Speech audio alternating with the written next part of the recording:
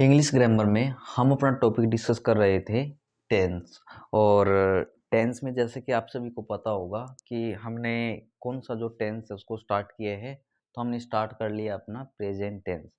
तो कल वाली वीडियो में मैंने आपको क्या बताया था कि प्रेजेंट टेंस का जो आपका पहला सब पार्ट बनता है, मीन्स कि प्रेजेंट इंडेफिनिट टेंस के बारे में अच्छे से समझा था।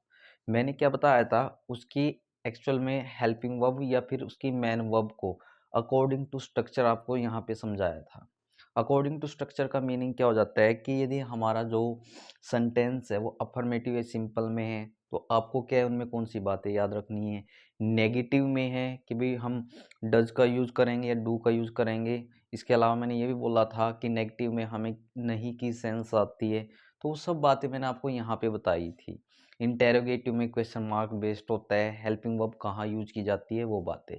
फिर मैंने उन दोनों का मिक्स क्या है एक टेबल के अकॉर्डिंग आपको अच्छे से समझाया था। मिक्स का मतलब क्या था, इंटेरोगेटिव और नेगेटिव, ठीक है ना। उससे रिलेटेड जो सेंटेंस है वो कैसे बनता है, कहाँ पे हम अपनी हेल्पिंग वर्ब यूज़ करेंगे, नेगेटिव है तो कहाँ पे आपको नोट का यूज़ करना है, ठीक है ना। यानी कि कुल मिला के यदि आपने जो कल वाली वीडियो है जिसमें कि पहला सब पार्ट मैंने आपको समझा रखा है, ठीक है ना, तो एक बार जाके उस चीज़ को अच्छे से समझ लेना है ताकि क्या है हम प्रेजेंट टेंस का आज जो भी सेकंड सब पार्ट करेंगे वो आपको अच्छे से समझ में आ जाए, ठीक है।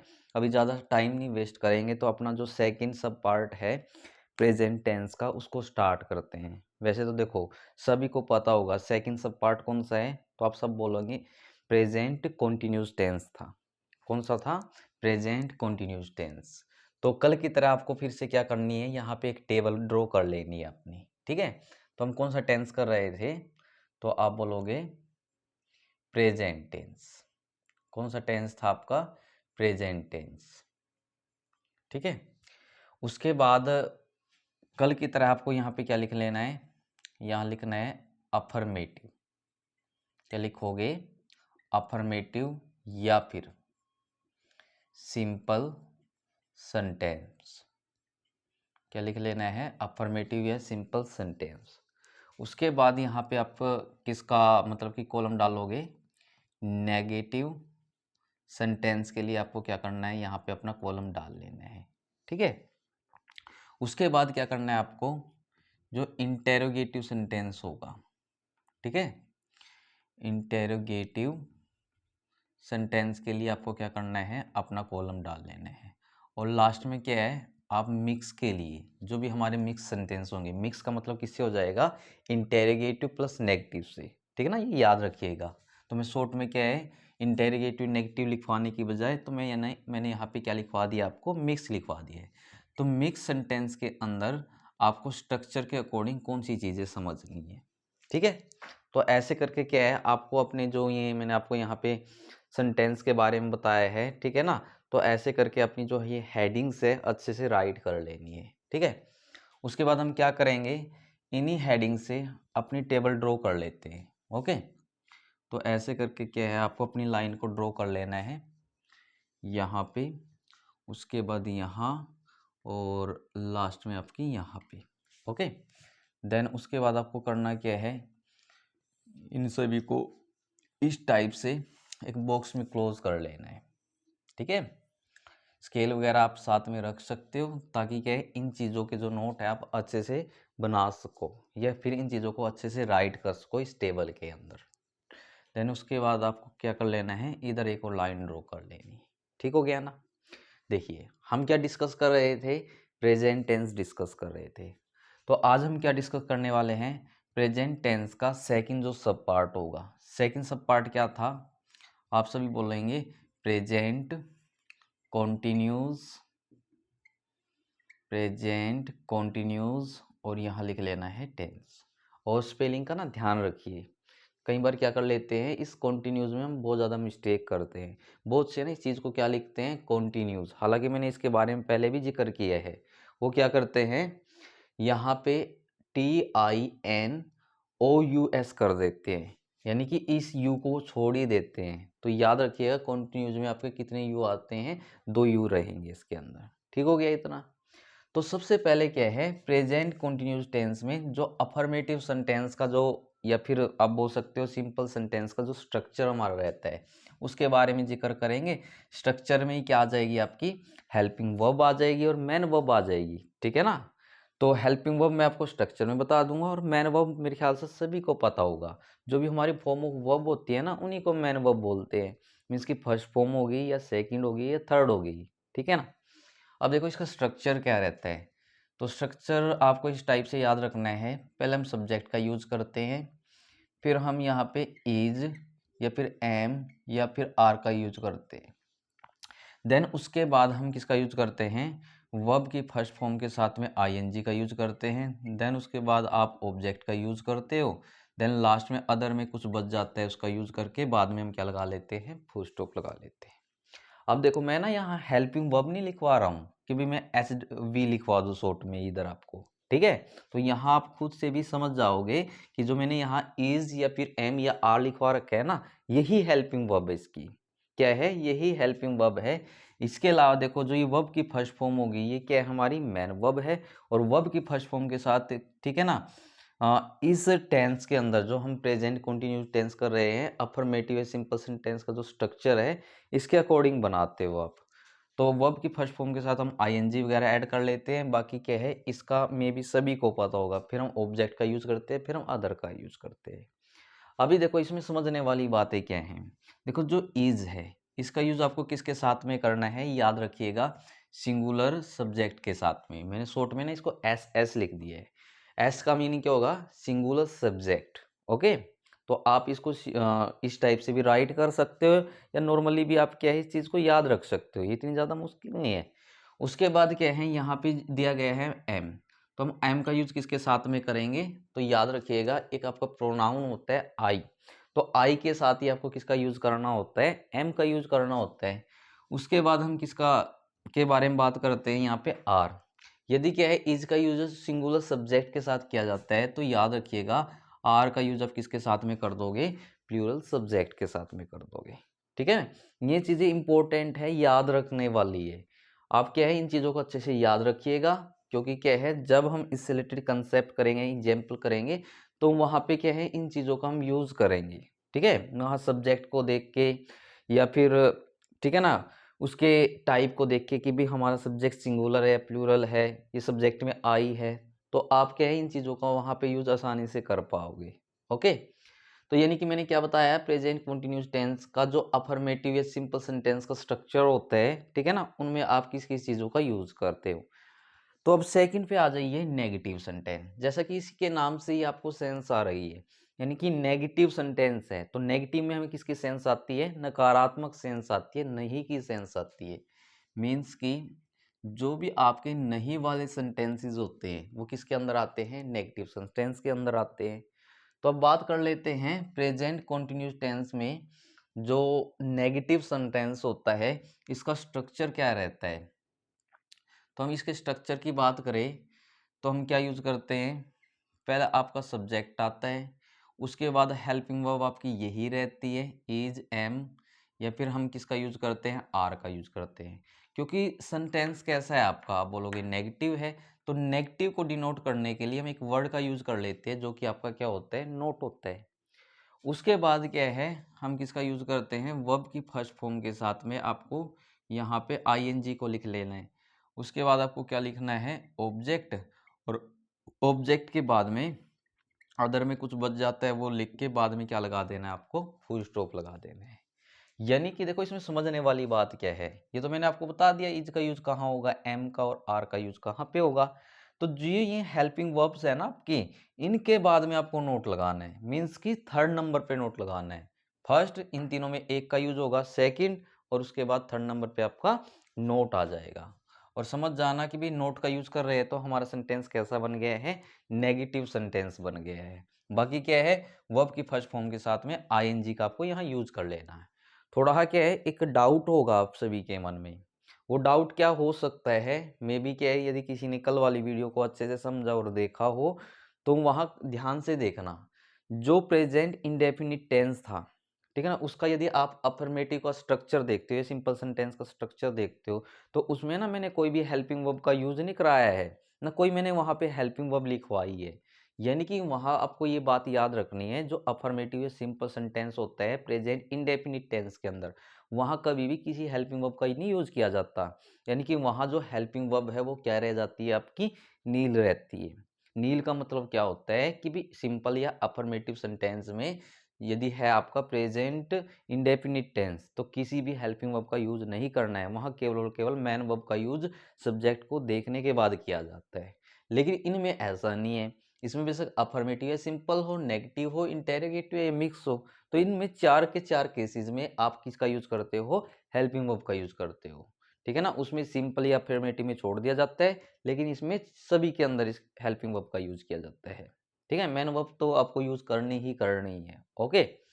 चलिए अब जल्दी से क्या है, प्रेजेंट कंटीन्यूअस टेंस में जो इंटेरोगेटिव सेंटेंस इसका स्ट्रक्चर देख लेते हैं। पहले तो क्या है, कल वाली वीडियो के अकॉर्डिंग, ठीक है ना, जिसने देख रखी है, जैसे मैं बार बार बोल रहा हूँ तो आप सभी को पता है। तो इसमें हमें क्या मिलता है, जो भी सेंटेंस होता है ना, उसके लास्ट में हमें साइन ऑफ इंटेरोगेशन मिलता है, यानी कि क्वेश्चन मार्क दिखाई देता है।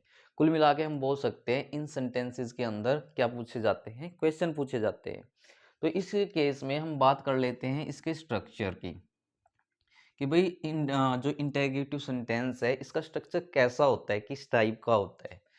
तो हम क्या करते हैं, पहले तो हेल्पिंग वर्ब का यूज करते हैं, इज या फिर एम या आर। उसके बाद आपको किसका यूज करना होता है, सब्जेक्ट का। देन उसके बाद हम किसका यूज करते हैं, वर्ब की फर्स्ट फॉर्म के साथ में आईएनजी का यूज करते हैं। फिर आपका ऑब्जेक्ट आता है, देन लास्ट में अदर में कुछ बच जाता है वो। लेकिन यहाँ पे क्या है, आपको लास्ट में ना फुल स्टॉप नहीं लगानी है। लास्ट में आप क्या लगाओगे, क्योंकि क्वेश्चन पूछा जाता है सेंटेंस के अंदर, तो आप साइन ऑफ इंटेरोगेशन का यूज करोगे। ठीक है? एक बार क्या था, ये एग्जाम में पूछ भी लिया गया था। सभी के सभी जो 4 अल्टरनेट थे बिल्कुल आसान थे, जो ऑप्शन में दिए गए थे। बस एक माइनर सी मिस्टेक क्या कर रखी थी उन्होंने ना, लगभग लगभग फुल स्टॉप लगा रखा था लास्ट में। लेकिन किसी ने ध्यान से उस एग्जाम्पल को देखा हो और उसको समझा हो कि भाई सब्जेक्ट से पहले हेल्पिंग वर्ब का यूज किया गया है, मतलब कि कहीं ना कहीं सेंटेंस में, ठीक है ना, क्या पूछा गया है, क्वेश्चन पूछा गया है, तो लास्ट में क्या आना चाहिए, क्वेश्चन मार्क आना चाहिए। तो उसमें किस में एरर हो गया था कि भाई जब तीनों में फुल स्टॉप लगा रखा था और एक में क्वेश्चन मार्क वाला दे रखा था, तो आपको किसके ऊपर मार्क करके आना था, वहां पे क्वेश्चन मार्क वाले के ऊपर मार्क करके आना था। मतलब उसमें एरर ही क्या था, एरर उसमें फुल स्टॉप और क्वेश्चन मार्क को लेके था बस। ठीक है ना? तो इसलिए क्या है, ये चीज भी आपको ध्यान में रखनी है कि भाई कहाँ पे किस कंडीशन में हम क्वेश्चन मार्क का यूज करते हैं। तो देखो इसमें ज़्यादा कुछ नहीं है, बड़ा लॉजिक मैं बोल दूं कि भाई आप ये बातें याद रखें, बस आप इतना याद रखें, जहाँ क्वेश्चन पूछा जाता है वहाँ उस सेंटेंस के लास्ट में साइन ऑफ इंटेरोगेशन यानी कि क्वेश्चन मार्क का आपको क्या करना है, यूज करने हैं। क्लियर है? अब उसके बाद क्या है, देखो यहाँ मैंने स्टार्टिंग में हेल्पिंग वर्ब लिखवाई है आपको। या तो हम किसका यूज करते हैं, इज का यूज करते हैं, या फिर हम एम का यूज करते हैं, या आर का यूज करते हैं। वो आप किसको देख के करते हो, तो याद रखिएगा इनका यूज हम सब्जेक्ट को देखने के बाद ही करेंगे, सीधी सी बात है। यदि आपका सब्जेक्ट क्या है, सिंगुलर है, तो आप इज का यूज कर दो स्टार्टिंग में। सब्जेक्ट में आपका आई प्रोनाउन दे रखा है तो हम एम का यूज कर लेंगे स्टार्टिंग में। सब्जेक्ट के तौर पे आपको प्लूरल सब्जेक्ट दे रखा है तो आप किस हेल्पिंग वर्ब का यूज कर लोगे, आर का यूज कर लेते हो। बाकी ये तो जो वर्ब है इसमें तो आपकी लगेगी वर्ब की फर्स्ट फॉर्म के साथ में आईएनजी। ठीक है ना? बाकी क्या है, अकॉर्डिंग टू कंसेप्ट, यानी कि सिंपली ही है, ऑब्जेक्ट अदर क्वेश्चन मार्क। ठीक है ना? ये आप अपनी क्लासेज में भी मेरे ख्याल से ऑलरेडी करके आ चुके होंगे। यदि नहीं भी किया है, नहीं भी ध्यान है, तो आप इस स्ट्रक्चर को ध्यान में रख लेना। ओके? यहाँ तक का आई होप सभी को क्लियर होगा। अभी जल्दी से क्या है, इसी टेंस के अंदर प्रेजेंट कंटिन्यूस टेंस में हम बात कर लेते हैं मिक्स सेंटेंस में। तो जो मिक्स सेंटेंस का स्ट्रक्चर होता है, और मिक्स में क्या क्या आता है आपका, इंटेरोगेटिव प्लस नेगेटिव आता है। इंटेरोगेटिव है मतलब क्वेश्चन भी पूछा गया होगा, और नेगेटिव है तो मतलब कि नहीं की सेंस भी आएगी, मतलब कि कहीं ना कहीं हमें किसका भी यूज करना पड़ेगा, नोट का भी। आपको क्या है, इन सेंटेंस के अंदर जो मिक्स सेंटेंसेस होते हैं तो वहाँ पे आपको नोट का भी यूज करना है। ठीक है? तो मैं जल्दी से एक बार के लिए तो क्या है इसका स्ट्रक्चर बता देता हूँ। स्ट्रक्चर के अकॉर्डिंग क्या है, आपको इज, एम या आर। उसके बाद क्या आपको सब्जेक्ट का यूज करना है। सब्जेक्ट के जस्ट बाद आपका क्या आ जाएगा, नोट आएगा। नोट के बाद हम किसका यूज करते हैं, वर्ब की फर्स्ट फॉर्म के साथ में आईएनजी का यूज करना है। फिर आपको किसका यूज करना है, ऑब्जेक्ट का यूज करना है, और ऑब्जेक्ट के बाद अदर कुछ दे रखा है उसका। क्योंकि क्या है, इसमें क्वेश्चन भी पूछा जाता है और नहीं की भी सेंस है। यदि क्वेश्चन पूछा जाता है तो हम लास्ट में फुल स्टॉप तो नहीं लगा सकते, तो आपको किसका साइन ही देना पड़ेगा, साइन ऑफ इंटेरोगेशन का। यानी कि कुल मिला के इसमें क्या है, हेल्पिंग वर्ब तो आपकी स्टार्टिंग में यूज होगी, तो सब्जेक्ट के बाद आपको नोट का यूज करना है। कभी गलती आप ये कर दो कि मैन वर्ब के बाद में नोट का यूज कर दो, तो कुल मिला के मोस्टली केसेस में होता क्या है, जो नोट है ना, हम मोस्टली थर्ड नंबर पे ही यूज करते हैं अपना। जैसे इनमें से एक हेल्पिंग वर्ब आ गई तो फर्स्ट नंबर का इनमें से एक हो गया, सेकंड का सब्जेक्ट हो गया, थर्ड नंबर पे नोट है। तो आप बेसिकली क्या है, देखो मैं 100 के 100% नहीं कह रहा हूँ, मैं क्या बोल रहा हूँ 80 to 90% केसेस में ही हम क्या करते हैं, जो नोट है उसका यूज थर्ड नंबर पे कर लेते हैं। अब क्योंकि इसमें नेगेटिव सेंस थी तो नेगेटिव के लिए नोट आ गया, क्वेश्चन पूछा गया था इस कारण से लास्ट में क्वेश्चन मार्क आ गया, और सब्जेक्ट से पहले हेल्पिंग वर्ब भी है, तो अब इससे भी क्या है, ये चीज़ चेक कर सकते हो कि भी जो सेंटेंस दिया गया है उसमें क्वेश्चन भी पूछा गया है, और नोट देख के आप क्या है उसकी जो सेंस है वो भी निकाल सकते हो भी कैसी सेंस दे रहा है, ये पॉजिटिव सेंस दे रहा है या नेगेटिव सेंस दे रहा है। ठीक है, तो देखिए ये हो गया है हमारा प्रेजेंट टेंस में जो सेकंड सब पार्ट था आपका, यानी कि प्रेजेंट कॉन्टिन्यूस टेंस, जिसमें कि जो इम्पोर्टेंट बातें हो सकती थी हमारे लिए, जो हमें याद रखनी है, जो हमारे एग्जाम के पॉइंट ऑफ व्यू से इम्पोर्टेंट है, तो ये सब बातें हैं जो कि मैंने क्या है इस टेबल के अंदर आपको यहाँ पे लिखवाई है। ठीक है, तो एक बार क्या है जल्दी से इनका जो है रिवीजन कर लेते हैं, ताकि आपको क्या है मोस्टली जो चीज़ें हैं यहाँ साथ के साथ में याद हो जाए। अब देखिए मैंने क्या बताया, हम डिस्कस कर रहे थे फर्स्ट नंबर पे तो प्रेजेंट टेंस। प्रेजेंट टेंस में हम क्या डिस्कस कर रहे हैं, इसका सेकंड सब पार्ट। सेकंड सब पार्ट कौन सा था, प्रेजेंट कॉन्टिन्यूस टेंस। तो इसमें मैंने क्या बताया, चार सेंटेंसेस के बारे में, उसके स्ट्रक्चर के बारे में बताया, और स्ट्रक्चर में मैंने मेनली किसके बारे में डिस्कस किया है, हेल्पिंग वर्ब के बारे में डिस्कस किया है, और मेनली मैन वर्ब के बारे में डिस्कस किया है। तो सबसे पहले मैंने क्या बताया आपको, अफर्मेटिव या सिंपल सेंटेंस का जो हमारा स्ट्रक्चर रहता है। तो स्ट्रक्चर में क्या होता है, सब्जेक्ट आएगा, इज एम आर में से एक का यूज किया जाता है, वर्ब की फर्स्ट फॉर्म आईएनजी, उसके बाद ऑब्जेक्ट अदर, लास्ट में फुल स्टॉप लगाते हैं। इज का यूज सिंगुलर सब्जेक्ट के साथ में करते हैं, एम का यूज आई के साथ होता है, आर का यूज प्लूरल सब्जेक्ट के साथ में किया जाता है। ठीक है, उसके बाद मैंने नेगेटिव सेंटेंस बताया, और इसमें मैंने कहा कि आपको कैसी सेंस आती है, नहीं की सेंस आती है, नकारात्मक सेंस आती है। तो नहीं के लिए हम किसका यूज करते हैं, नोट का यूज करते हैं। बाकी स्ट्रक्चर आपके सामने है। पहले हम सब्जेक्ट का यूज करते हैं, इज एम आर में से एक का यूज करेंगे, लेकिन किसको देख के, सब्जेक्ट को देख के। फिर थर्ड नंबर मैंने क्या बताया, नोट का यूज, फिर वर्ब की फर्स्ट फॉर्म के साथ आईएनजी, फिर आपका ऑब्जेक्ट, देन उसके बाद अदर में कुछ बच जाएगा, वो लिख के बाद में फुल स्टॉप आ जाएगा। ठीक है, फिर मैंने क्या बताया, इंटेरोगेटिव सेंटेंस के बारे में बताया है। तो इसमें लास्ट में क्या मिलता है, इंटेरोगेटिव सेंटेंसेस के अंदर आपको साइन ऑफ इंटेरोगेशन मिलता है। तो इसमें मैंने क्या बताया, इज एम आर, और उसके बाद क्या स्ट्रक्चर में मैंने आपको सब्जेक्ट बताया है, सब्जेक्ट के बाद वर्ब की फर्स्ट फॉर्म आईएनजी आएगी, ऑब्जेक्ट है, अदर में कुछ बच जाता है लिख के, क्योंकि क्वेश्चन पूछा गया है तो फुल स्टॉप नहीं लगाना है गलती से, आपको क्या करना है, साइन ऑफ इंटेरोगेशन का यहाँ यूज कर लेना है। एट लास्ट मैंने क्या बताया है, इन दोनों का मिक्स बताया है, इंटेरोगेटिव नेगेटिव का। ठीक है, तो इसका स्ट्रक्चर क्या है, यदि मिक्स है तो यानी कि लास्ट में क्वेश्चन मार्क भी मिलना है, और नहीं की सेंस है तो आपको क्या है यहाँ पे मेनली थर्ड नंबर पे नोट का भी यूज कर लेना है। तो हमारा स्ट्रक्चर क्या था, देखो इज एम आर, उसके बाद सब्जेक्ट, सब्जेक्ट के बाद क्या है नेगेटिव के रिगार्ड में नोट आएगा, फिर वर्ब की फर्स्ट फॉर्म आईएनजी, फिर ऑब्जेक्ट, फिर अदर का यूज करना है, क्योंकि क्या है क्वेश्चन पूछा गया है तो फुल स्टॉप इसमें भी नहीं लगेगा आपका, तो किसका यूज करना है, साइन ऑफ इंटेरोगेशन का, यानी कि क्वेश्चन मार्क का लास्ट में आप क्या करोगे यहाँ पे यूज कर लोगे। ओके, तो देखिए अभी के लिए मैंने कम ही कराया है, देखो ज़्यादा नहीं है, लेकिन जितना भी आपको कराया जा रहा है आपको क्या करना है, इन सभी चीज़ों का साथ के साथ में रिवीजन करना है। लेकिन क्या है, जो पीछे मैं करा चुका हूँ उनका साथ के साथ में क्या है रिवीजन करते रहना, उन चीज़ों को भूलना नहीं है अभी। ठीक है ना, स्टेप वाइज चलोगे तो आपको क्या है एक एक छोटी सी छोटी चीज़, बड़ी से बड़ी जो चीज़ होती है अच्छे से समझ में आएगी कि भाई यहाँ ये कंसेप्ट का यूज़ करते हैं हम, यहाँ पे हम इस कंसेप्ट का यूज़ कर सकते हैं। ठीक है ना, तो फिलहाल के लिए इस वीडियो में इतना ही। तो हम कल मिलेंगे अपने इसी टेंस के साथ में, अपने नेक्स्ट सब पार्ट के साथ में, मीन्स कि प्रेजेंट परफेक्ट टेंस के बारे में क्या हम कल यहाँ पे डिस्कस करेंगे। ओके, फिलहाल इस वीडियो में इतना ही। ओके।